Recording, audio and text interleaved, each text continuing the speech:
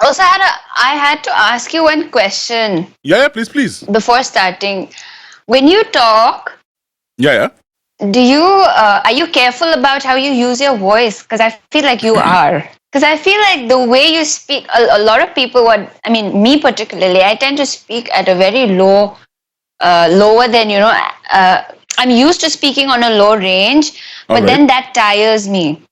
But the way you speak, it Ah. has a very rounded, and so it's suggested to a lot of, singers and people who use their voice to be mindful and know your original speaking pitch, because I feel like you do it the right way. Yeah, if I'm doing something right, I have no idea what I'm doing. So do you get tired? Does your voice get hoarse after talking for a long time and all? So the thing is, I've been singing voiceover radio person like all my life now. I've been doing this for around 20 years almost. Okay. So and also I just generally like to talk to people a lot, man. I mean, like you put me anywhere and I'll probably like start talking to people. I'm just like that. Nice. I know technically, we singers are supposed to like rehearse a lot and this and that, but I don't even do that. Like, I'm just lazy. Yeah, Thank I you for mean, answering my question. no. This is going to be a part of the show as well. Don't worry. I'm going to put it in somewhere. All right, ladies and gentlemen, welcome to yet another episode of the Ashish Ddavidd Show. I'm so excited that, in this season, particularly season 3, so many musicians and people who wanted to, do music in their life and are doing music in their life, young people, old people, people from outside the country, people from California, all of them are getting in touch. And somehow this season, without me planning it to be so, has somehow become a music special. And I am lucky enough to have someone who, has taken music from just a casual passion to something that they've learned, something that they're teaching, something that they are even practicing as a professional. Without any further ado, I'd like to introduce my guest. But before that, we have to tell you what the show is about.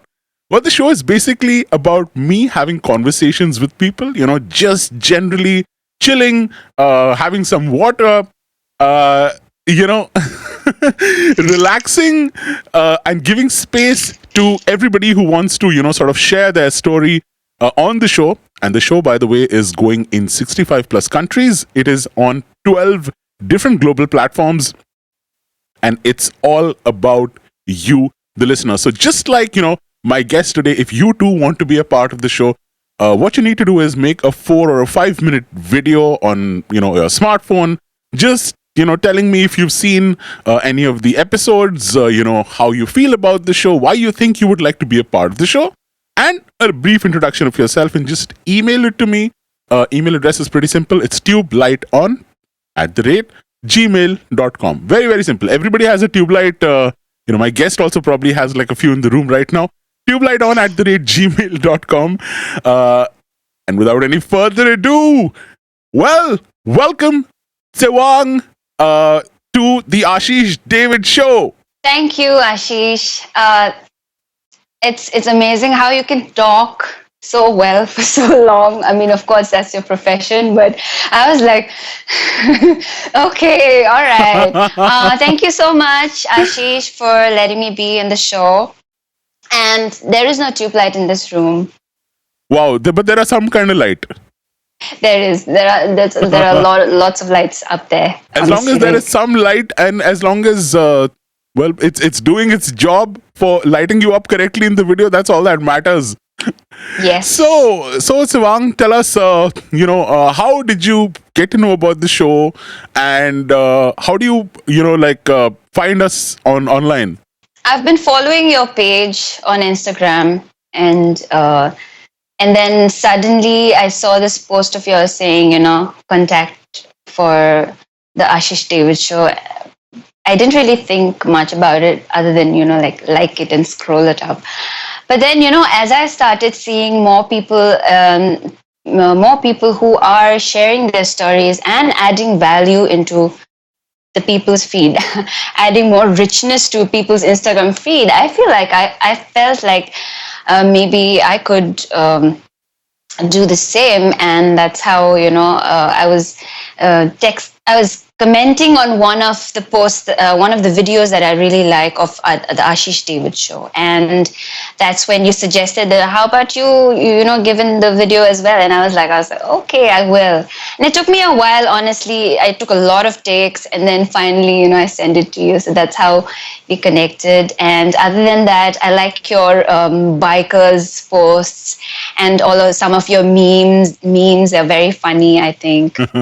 So yes, so I'm very glad to be here. So Tsewang, now that you're finally here, how are you feeling? How are you feeling? I am.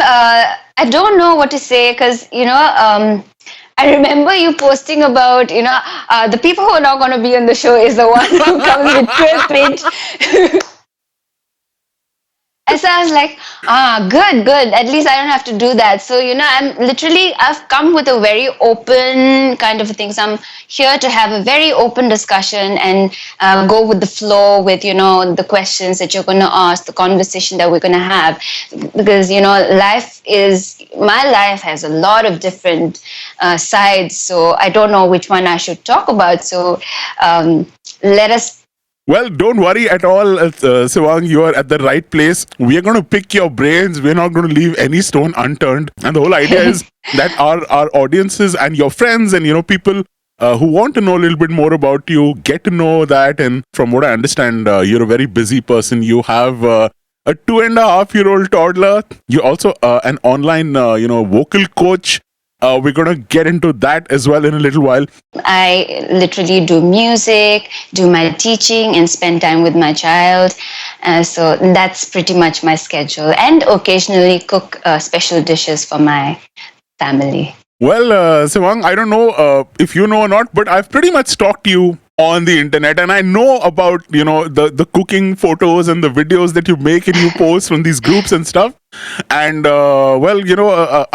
it's been a long cherished dream of mine to motorcycle all the way to, your country, that place, and yes, eat all the food there that I can and do a lot of photography. But unfortunately, the lockdowns have happened.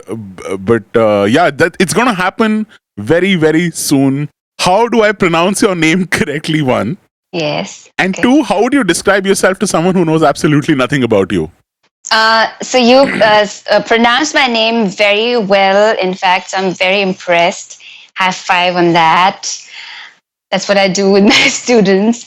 And I am right now a singer, but I've been doing music pretty much all my life.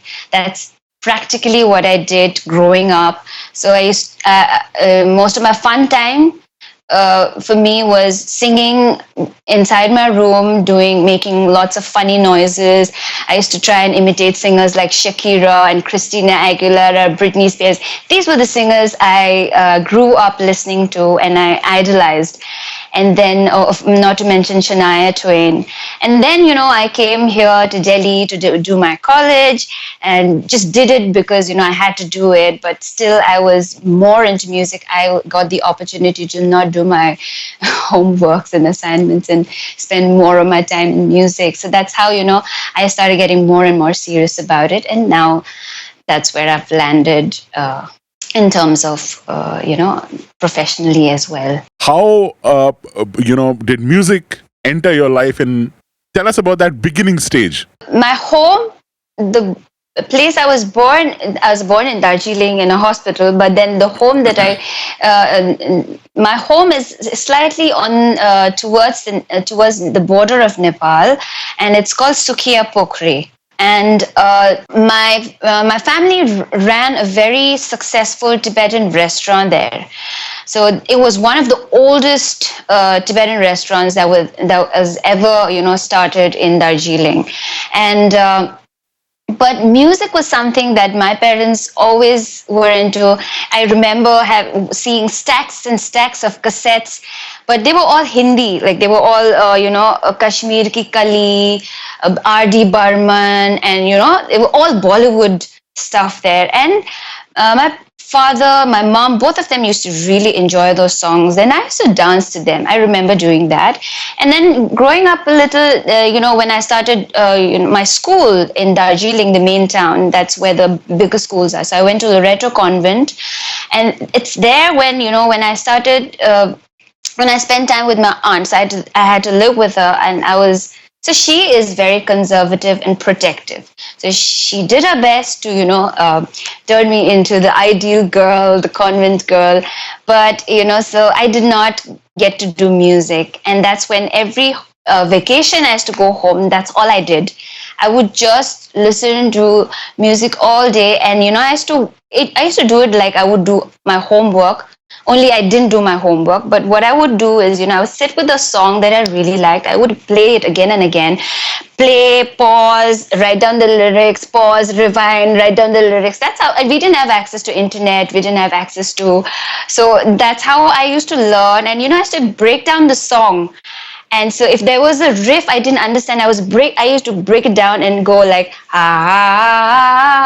and then I used to try and go faster and faster and faster. So I used to try to really imitate how that song sounds. And that's how, my interest in music started growing. So I would do it all the time. And slowly, after moving out of my aunt's place, my mom gifted me a CD player.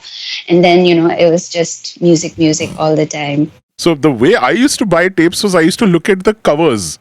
And I was like, if the art is good, somehow the music will also be good. And somehow, so the first tape I randomly picked up was Tale of the Blue Turtles by Sting. Okay. And I was like, I don't know why I picked that one. Either the name was crazy or what. And it turned out to be good. And till date, Tsewang, when I'm, scrolling through Spotify or something, I will actually look at the album art before I do anything else. I collect vinyl. So I don't know if you can see, like, there's like a big purple stack kind of a thing in the background. Oh, yes, the cloth right. You're talking about. Cloth. Yes. So that is basically my vinyl record collection of 350 records.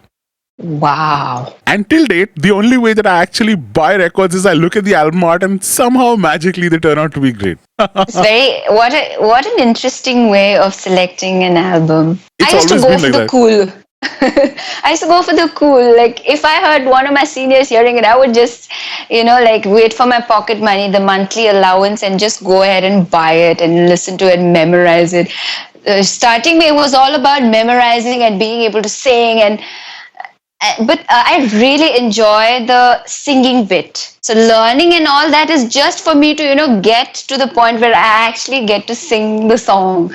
So my motivation is always that, to be able to use my voice. My first cassette, I'm an 87 born. And I remember when I was in class 7, I don't know what year that was, but class 7 was the first time I got my own cassette. And that was Shania Twain's record. It was a country record. It was the song, Don't Want You For, If I Can Have You For Life. Oh, that's actually a later album. The first one was You Got Away With Words. That album. It was a very love album. Valentine's Day kind of thing. Wow. And then there were this Now 8, Now 9, it was like all these now, collections. It was like now, that's what I call music. Yes. Version 74, version 65. And these were like the best of tapes where you could just buy one and every song on that, tape was like a hit. And that would actually beat you having to physically do the research and write a list and give to that guy that, sir, I want all these songs on the tape. And then he would be like, I remember that too. Oh my God. But this is too many songs. Cut down. You have to. So then he would say, okay, fine. You have written 20 songs, but it may be 18. So if I give you 18 songs, don't be mad at me later on. And I'm like, no, okay. So then he would say that, okay, so this 60-minute tape, but now there's a new option of a 90-minute tape. And we were like, what? And then he would charge double the money. Yeah. And even I remember doing the same thing, like sitting with a tape recorder, and that is the only thing that you could call them. They were not stereo, they were not boombox, or tape recorder. It was like this little thing. And I would also sit like, pause and then, what did he just say? Because there were no lyrics. There was no, and sometimes, Tsewang, you remember, we used to write something that we thought that the singer is saying. Ah, yeah, I've done that so many times and I've been made fun of. I didn't even know how to pronounce Shania Twain. I used to call her Shania Twain. Trust me, a lot of my radio listeners still call her Shania Twain. I just could not get myself into, finishing my assignments because I had all this free time. I was on my own and I was like, why shouldn't I do music? So I started listening to country music. I started listening to different kinds of, explored so much. And I think it was that time when my vocals really started growing because I was using it so often. The horizon of my understanding of music started, expanding a little because then it was just pop music and Bollywood music that I'd known. But during college, I met a few Northeast girls and, Northeasterns, they're into a lot of worship music because of their religion. They're very religious, Christian, Romans are there. So Roman Catholic, and so that's how I started collecting music collection from them, and I started listening to them. But what happened is I eventually decided to settle, get a job. I also tried myself to be more creative. I didn't want to sit on a desk and do a boring job, so I tried my hand at styling and even tried to do some designing course. None of that really worked. So I eventually got myself a job at Zomato. And that's when, the professional thing, the satisfaction, the conventional satisfaction of earning a salary and doing well. And I was, doing really well. I got promoted twice in 6 months. So although I was one of the older ones there, but then, things started getting worse for me because I just could not, I was getting really stressed because of all the fact that I'm also not able to do any music, a lot of work, stress. Zomato was growing fast. We didn't know what's coming in front of us. So, and then, I met my guitar teacher who I fell in love with. And because of him, I got the courage to leave my job and pursue music. And that's how all of this is what you see right now. So I'm still, still learning, still open to learning. Lovely. And I'm assuming your guitar teacher is now your husband. Yes. Yes. Yes. See, I'm good at putting jigsaw puzzle pieces together, Tsewang. No, he's my guitar teacher, but I didn't learn anything from him. I would just, yes. What was, Delhi University like for you?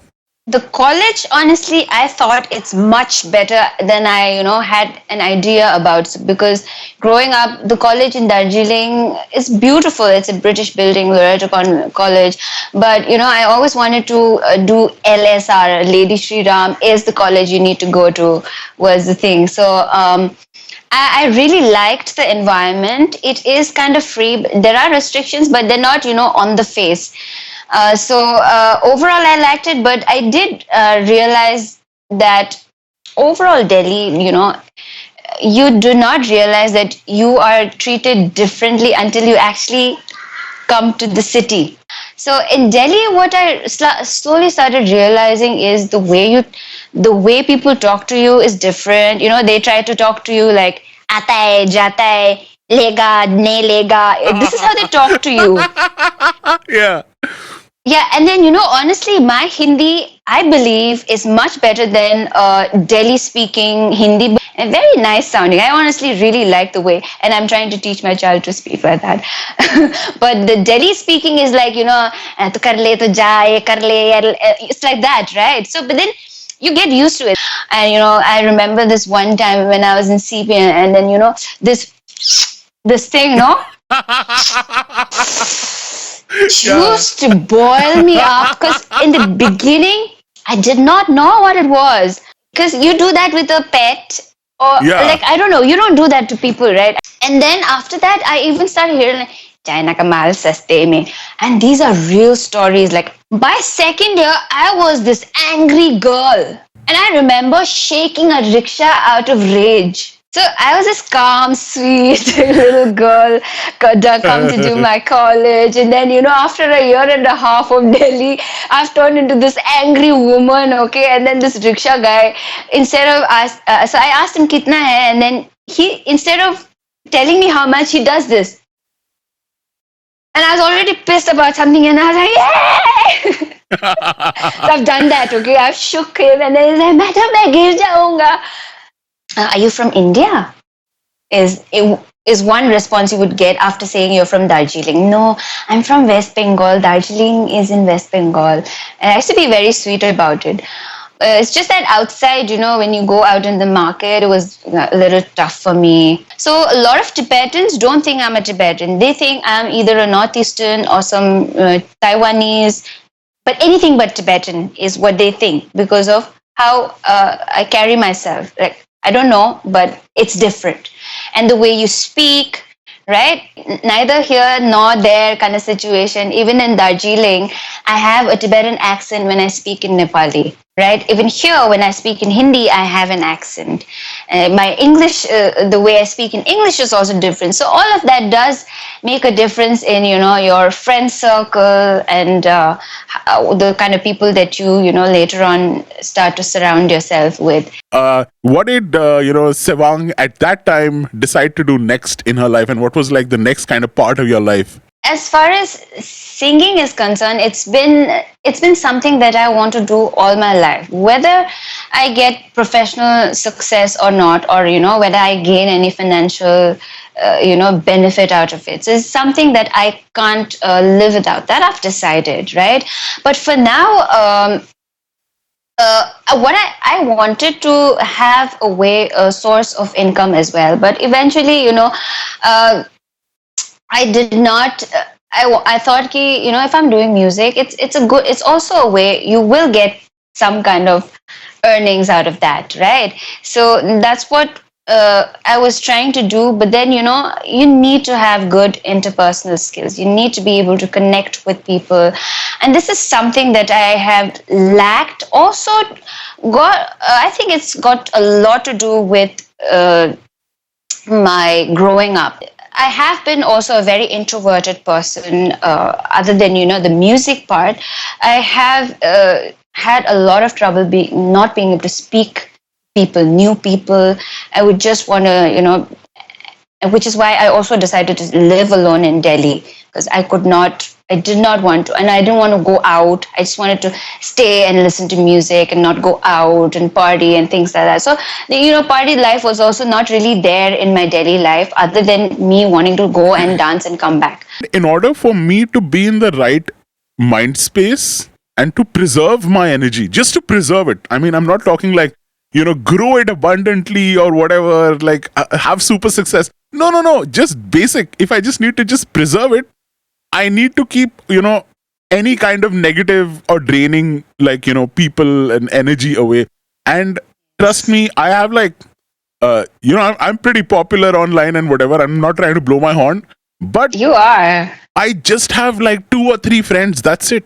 And I think that's the way to go.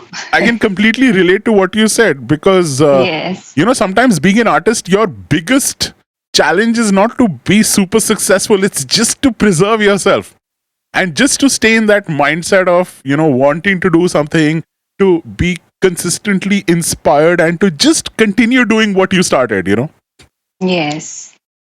So I completely feel you there. Thank you for the acknowledgement. It feels good to have another one. Yes. What were some of your, fun experiences singing? Were you in these like, college competitions? And tell us about like, how some of your singing experiences, who all you worked with. At that time, when I joined college, they were auditioning for the Vested Music Society of LSR. And I obviously auditioned, and then I got in. I was very excited, and then this orientation happened, and I even got a main part, and it went very well. I was very happy, but I wanted to mention the fact that the way the society is built is a very stressful environment. It was then. I don't know about today, right? And I am not used to people being angry, rude to me all the time. So the seniors who are, the leaders of the group, I felt like they were particularly more, I don't know whether I should call it strict, but so there were three or four of us who looked similar. So they were from Northeast, I'm from Darjeeling, and we often felt like we were being like spoken to a little more rashly, rudely, and I was willing to take it, but you have this friend circle who's always like bitching, saying, why is she always talking to us like that and all that. So eventually, the ego. So we all have parts to play in it. So my ego came in, and so there's this one class I could not skip, and the music society demanded that I should skip it, whereas I was running short of attendance. So I had to, decide and, do the class. And the moment I finished the class, I went, and then they said, like, I said I had a class, and then they were like, no, then you're out. So then I did not plead, I did not ask to go back again. And that was the end of Western Music Society. So music for me was pretty much inside closed doors, just me singing for myself. Oh, I forgot. I used to post number of videos on YouTube. I was like, every day I used to post one or two YouTube videos of me singing. I've deleted all of them. So that was what I used to do. So my audience was 23, 34, 55, maybe 100 viewers. That's all I used to get. So, that's pretty much what I used to do when I was on my own.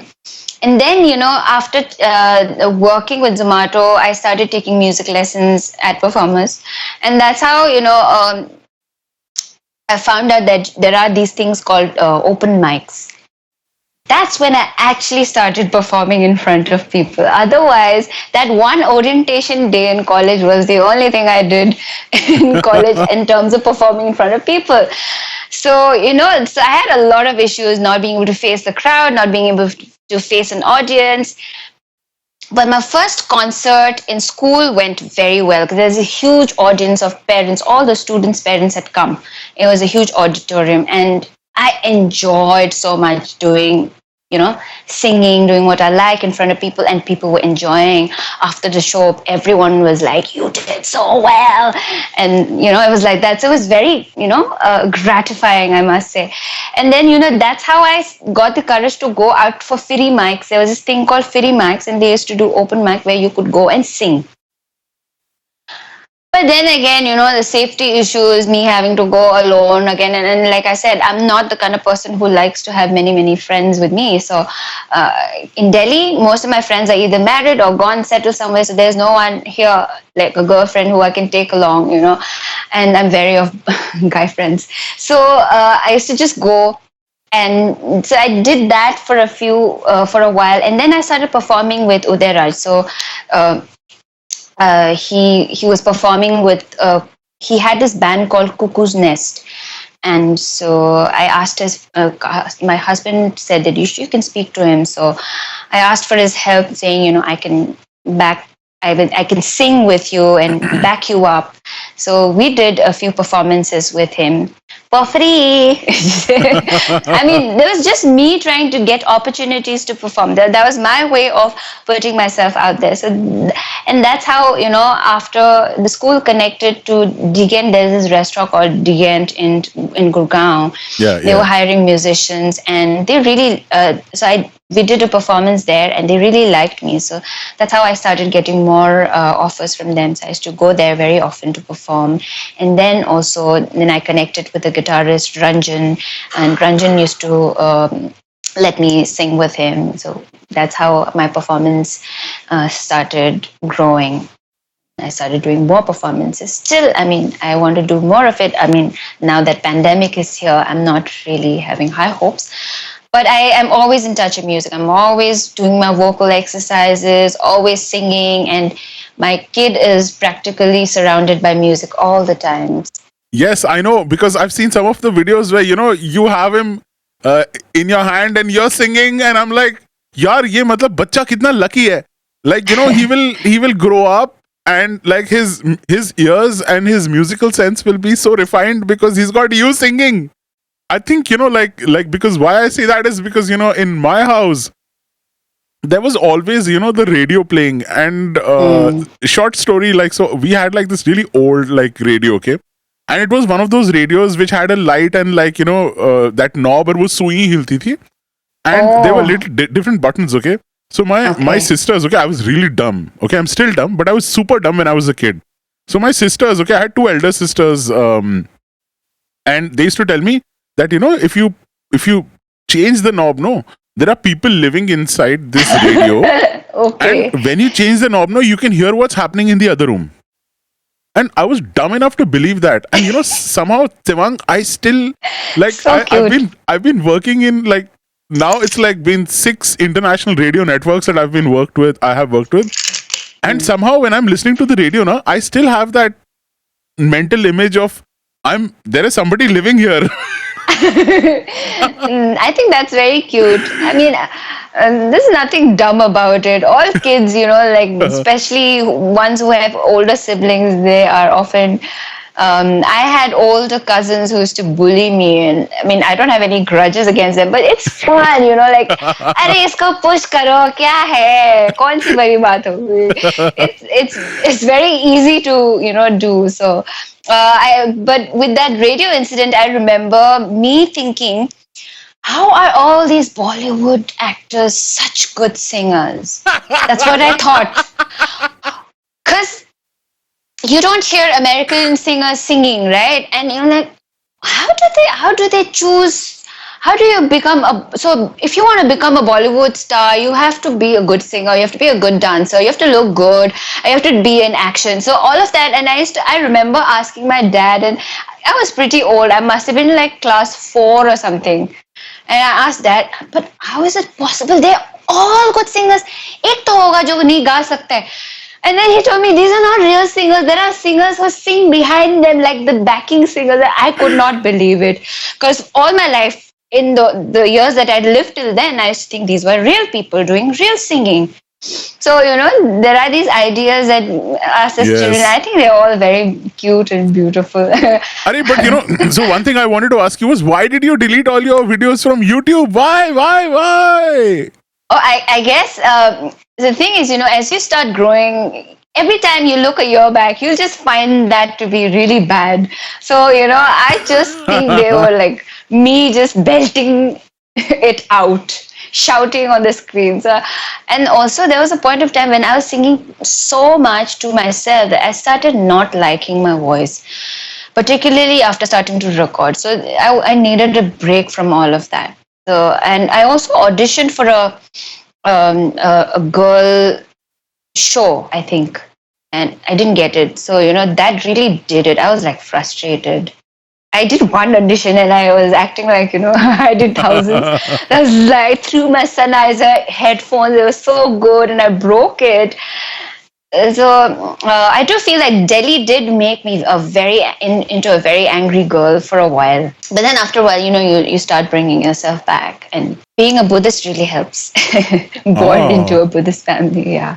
Super. Because it's something that you grow up with. So even if you are an angry person, you do realize you get to know what you're doing. So, just being aware is also, a good way to start. A lot of people don't know this about me, but I have been. I'm currently studying the Dhammapada.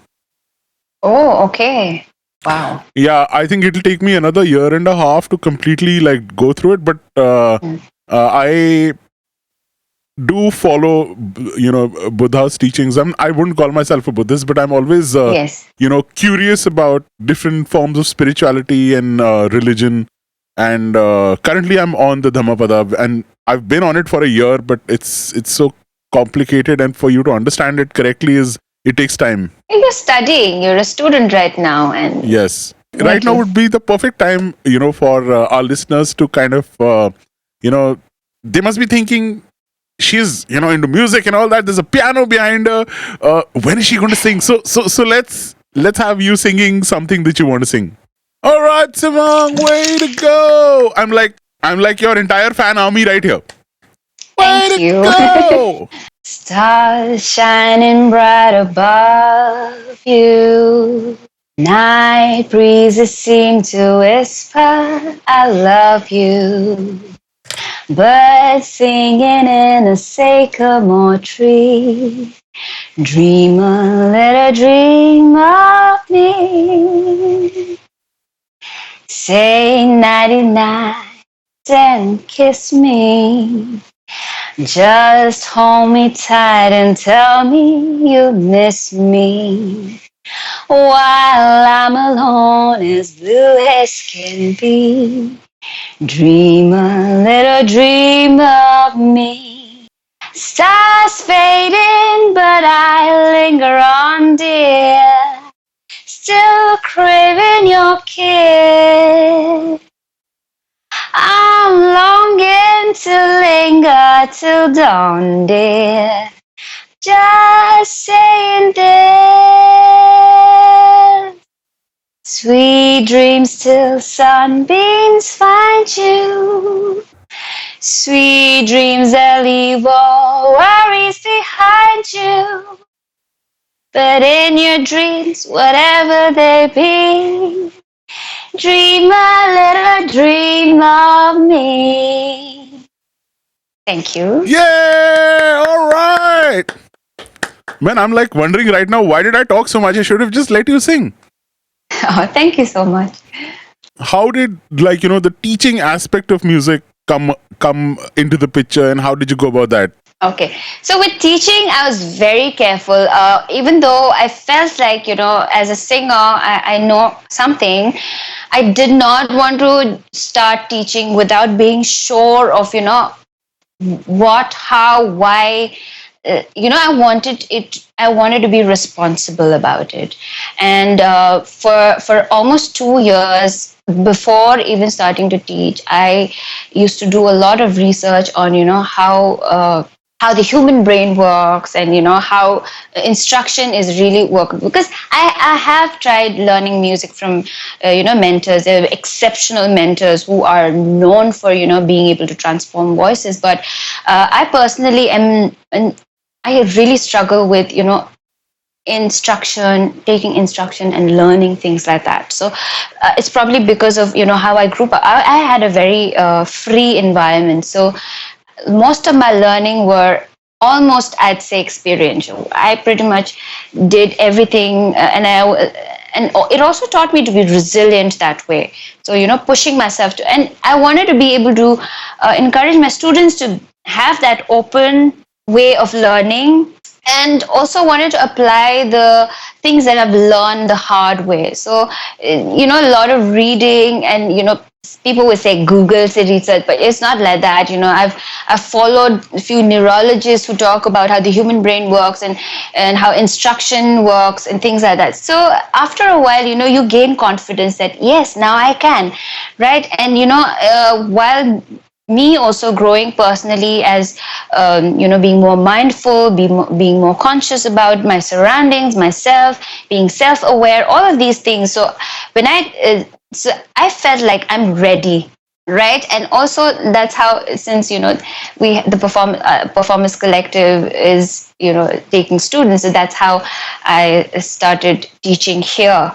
And it's very recent, but my approach is not just teaching vocals. It's a lot to do with growing as a person, being more mindful, aware, and there is even little bits of meditation involved. And I enjoy a lot. My students enjoy them, and so we don't just grow as singers; we also grow as human beings in my lessons. I actually had Sujanshu on the show, and he talked about this whole experiential learning, and I was like, what? This is what I've been doing since like childhood, burning my hand in the fire and knowing, okay, that's not something you're supposed to do. But I think your method of teaching is kind of more towards the experiential side rather than the theoretical kind of do this and don't do this kind of a style. Yes. But I want to mention that, I do that, but the school that I teach in is very Structured. particular about theory. So it's always there. Theory has to be a part of your education. So theory is taught by another teacher in a separate lesson. So I do my own holistic approach teaching. Enjoying our time, and then the half of the theory bit is done by another teacher. But I would like to add to that the fact that I don't know any vocalist who's been a perfect student and also been a great singer. I think most great singers that I know are people who are fun to hang out with. They're chilled out. They're more into the joy of singing and enjoyment and of course, like I'm pretty sure, like theory and all those techniques are important, and but Yes. I would rather have somebody like you teaching me, where you make it fun and you make it easy. So okay, so Tsewang, are you ready for some hands-on exercise of the show? Yes, I am. All right. But what So- does that mean? So basically, first you have to click your fingers like that. Okay. Right. Now, so what we're going to do is, this is the part of the show where, I encourage my guests to, use their expertise to help the guests to practically apply some of the things that you are an expert in. All right. So this is the part where I ask you, like, 3 tips to somebody who is young, listens to music, kind of likes to sing, and wants to take singing to the next level. First point I always like to specify is you should always enjoy what you're doing. So don't let the idea of wanting to learn something, eventually turn into an aversion. It happens with a lot of people. So learn to be free in that singing. Right? Don't do anything that makes you uncomfortable. So that's number 1.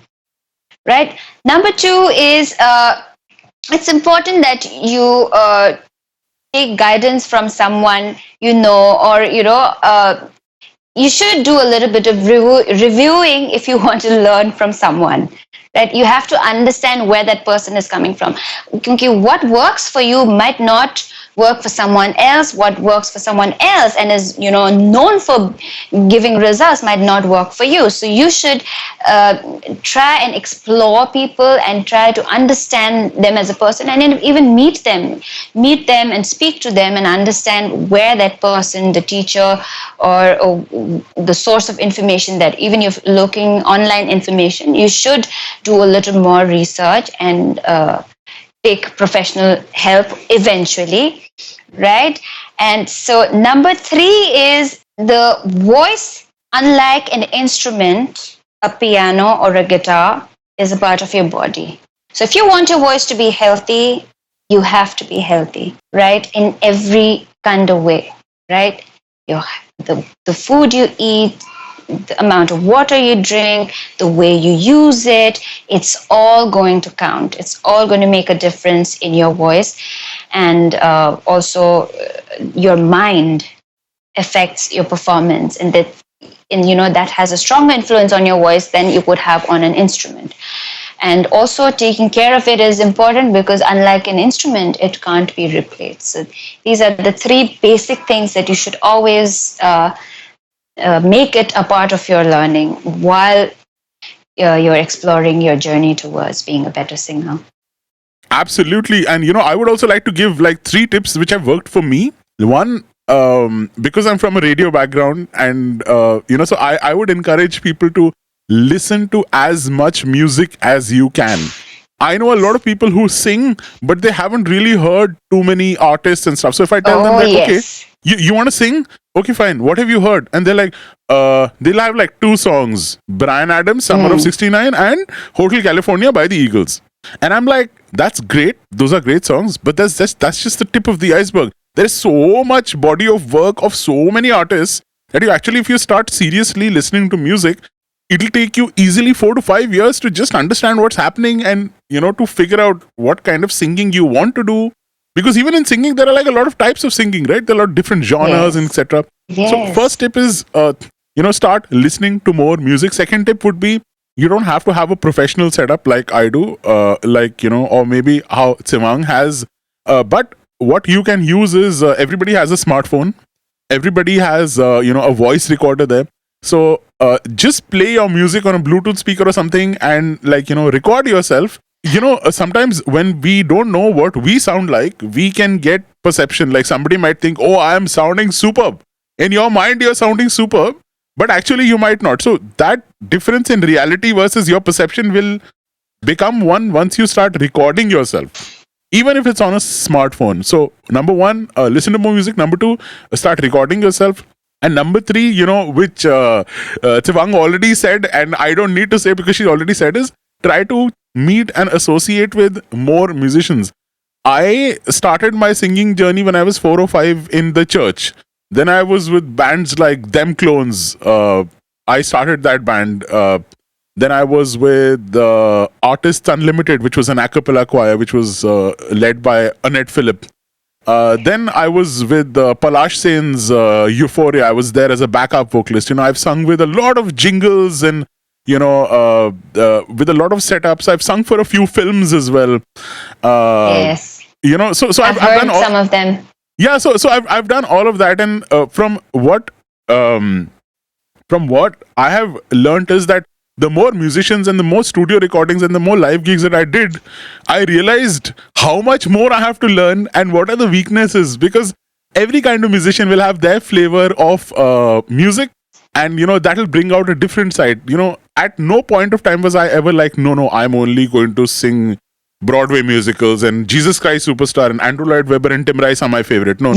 And I was never like, oh no, Alice in Chains and Pearl Jam is the only thing that I listen to. I was always like, okay, fine. Now I'm in Jive Can and they're a blues band. So, okay, fine. If the guitarist wants to do blues, let me try to sing blues and let me try to sing it as best as I can. Associating with a lot of musicians is third tip from my side. Anything you'd like to add to that, Tsewang?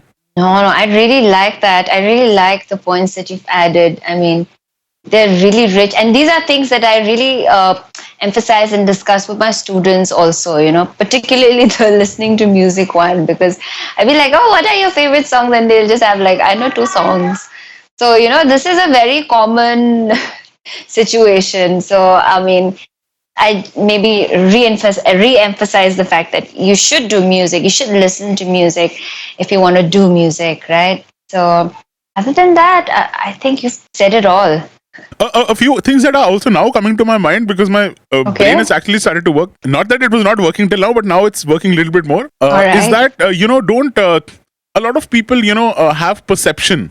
Like, so they have very fixed perception of genres. So they're like, I like to call it genre obsession. So if somebody's into rock, no, he'll think pop guy is an idiot. Or if they're into a cappella, they think that, oh my god, a cappella is everything and everything else is rubbish. Or if they're into jazz, oh my goodness, the jazz ones are the most difficult because they actually think that they are the direct descendant of Jesus Christ or Buddha or Krishna, I don't know. So don't be like a music genre elitist, because that is the quickest way to stop your success. Yourself. Yes. To limit yourself to listen to everything. When I'm not ashamed to admit the fact that when I was kid I was listening to ABBA, Boney M, Carpenters, Cliff Richard, Jim Reeves, all this music. And then when I was in my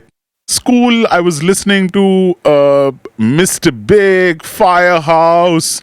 Then there was Pearl Jam, Nirvana, Alice in Chains. Then, like when I was 15, I got into musical theater. So I did like a bunch of like some 10, 12 musicals where I was doing Jesus Christ Superstar, Les Miserables, Beauty and the Beast, all these musicals I was a part of. So when I was in my teens, I was like doing all this harmonies and all this stuff. Okay. Then when I got into college, there was different kinds of bands. Now I'm into different kinds of bands. So don't be a genre elitist, and please don't look down on other people who are doing other things. So being respectful towards other musicians and other kinds of music is a big thing which we didn't understand when we were kids, but now when I look back, it seems to make sense. Coming to genre, I remember myself Googling the meaning of genre. I didn't know what it meant. Like, I don't know how long it's been, but like probably when towards the end of school, it's like, what is this genre? So, but then yeah, that was just a little memory I had of the word. And the funniest part is Tsewang, like genre is a word which is most mispronounced. Like the worst pronunciation of genre that I've heard is, "Hey, what genre of music do you listen to?" I was like, "What John?" Yeah, and this guy's a Bengali, okay? I mean, like, no hate towards Bengali. I love CR Park and all the fish, and I love Bengali culture. Okay, I love Rabindra Sangeet and I love Durga Puja. But this Bengali fellow was so funny. He said, "You don't know Jean?" I was like, "Jean?" I thought he's talking about some musician.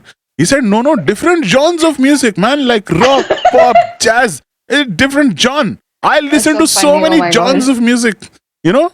And I was like, "What? Oh, you mean genre? Okay." I hope you didn't come across people who say genre or genre. Genre, all, but it's all good, man. I mean, like, Yeah, it's it's all actually the good. music that matters. So you haven't actually told us about your Tibetan connection and your how you feel about things that are happening there, or I mean, I feel very passionate about, the culture that my parents had to leave behind, culture as in the home. And, it was much more difficult for my grandparents and parents growing up. But for me, we are the privileged generation where, we got the education and we got to know about, what's available to us, right?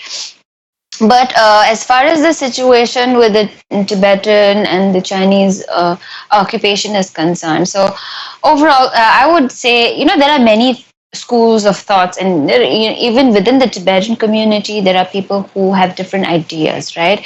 So what I like to stick with is the middle way approach that there is a Tibetan government in exile. There are offices in Dharamsala which were set up by His Holiness the Dalai Lama, right? I call him His Holiness because he's a religious teacher. But other than that, so there's this Tibetan government in exile, and what the ideology is that we are going to prepare to be in an autonomous surrounding. So it's okay if you don't call us Tibet as a country, but as long as you are letting us practice our culture freely, practice our language and religion freely, we're okay with it. This is the stand of the Tibetan government in exile. Tibetan community in exile, the office of His Holiness the Dalai Lama, right? And now the Dalai Lama is no longer associated with the Tibetan government in exile. Right now, he has set up the office for people to run it and take the responsibility. The Dalai Lama is doing his own part to contribute for a world that is a better environment.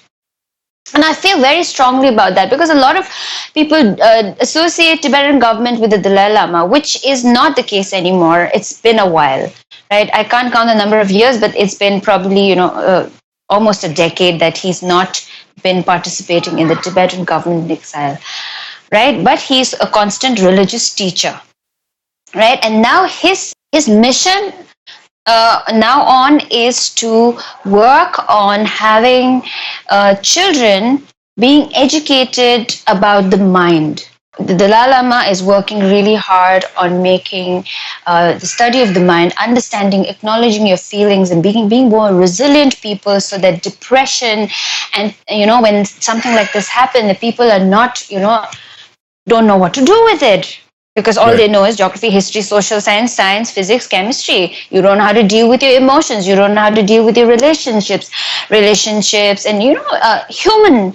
The thing that is actually required for people to grow as a community is being left behind because of the competition to become more professionally, financially successful, right? And this is what his focus is on right now. I'm not very vocal about these things, but I feel very strongly about it, and I think I am with him. right? And the study of the mind is very important. And also, right now, he is working very hard to bring people more awareness about what our actions are doing to the environment, the consequences. And also, this should be taught to the children who are growing up. So, he's working with hundreds and thousands of scientists and environmentalists to make this work out in the future, for the future generation, for them to grow up knowing and understanding and to be able to take care of the world and its environment and themselves. Superb. And, I really hope, things get better there in Tibet, and I can, feel the passion that you have towards the situation. And it's great to know, that you're with the Dalai Lama and you're supporting him in whatever he's doing. I would like to send a big hug to everybody for whatever they are going through right now, right? And it's the people, we have to be with each other, right?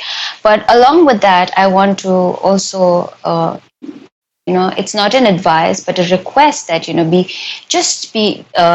take care of yourself, right? And often what happens is, if we tend to rely on other people and for our happiness, then it's only downhill, particularly when you are stuck in a situation like this. So be more mindful, be aware, right? Take care of yourself, and be mindful about the kind of information that you share outside, right? Because you don't know who is going through what. You don't know what's going to trigger somebody. So just overall, be responsible, take care of yourself, and let's all be in this together and support each other, whether by speaking or not, but by being responsible about it. Thank you so much for your time, Tsewang. You're a wonderful person. You're a lovely human being. You're very compassionate. You're musically oriented. Your journey in Delhi might have been a rocky one, but you've now come to terms with it. And I think all those experiences have actually made you a more sensitive and a compassionate person. Although I've just talked to you for an hour, I can already tell that, your students are very, very lucky and blessed to have you as a teacher. And I wish you all the best with your music. I hope at some point of time you decide to start making those videos again and start singing again and not deleting them. I'm going to try. And I hope, you get a lot more students after this show and more people connect with you. This was not an interview. This is me having a conversation with another artist, and we spoke about all the things we like and things that we don't get to talk about. So I'm just thankful and so happy, and hopefully we can have more conversations in the future. So thank you for having me. It was great pleasure. I really enjoyed it. Thanks to Ashish, there is no good, there is no right, there is no wrong, right? And this is a people's show. It's not a celebrity show, or it's not a professional show. You don't need to be a superstar to come to the show, right? I mean, anyone as ordinary as me can just walk in, and Ashish is so cool to talk to. Just, it's like meeting a friend for a chai. So think of it that way and come with an open mind and just talk about the things that you like. You don't need to have anything other than the specifications that Ashish has shared. Which are quite funny, by the way. They're nice. So Tsewang, if people want to get in touch with you for music lessons, or they just want to connect with you because they connect with your story or something, where online can they communicate with you and get in touch? They can connect with me on my Instagram, which is Tsewang Really Sings. And otherwise, they can also, but I teach through the school. So, if you want to have lessons, then you'll have to connect with the admin, currently Jack. So then you'll have to go to the school page, which is Performers Collective, or, the contact is available on my Instagram as well. These are the only two ways you can connect with me. Superb. Thank you, Tsewang, for being on the Ashish Ddavidd show. Thank you I hope so much. the next time we talk, you have a bunch of more stories to entertain and inspire our guests, and hopefully the next time we're going to have more songs and not just one. But as of now, thank you. I hope you have a lovely day. Take care of yourself, and I shall catch you soon. You too. Have a great day. Thank you so much. Bye bye. Bye.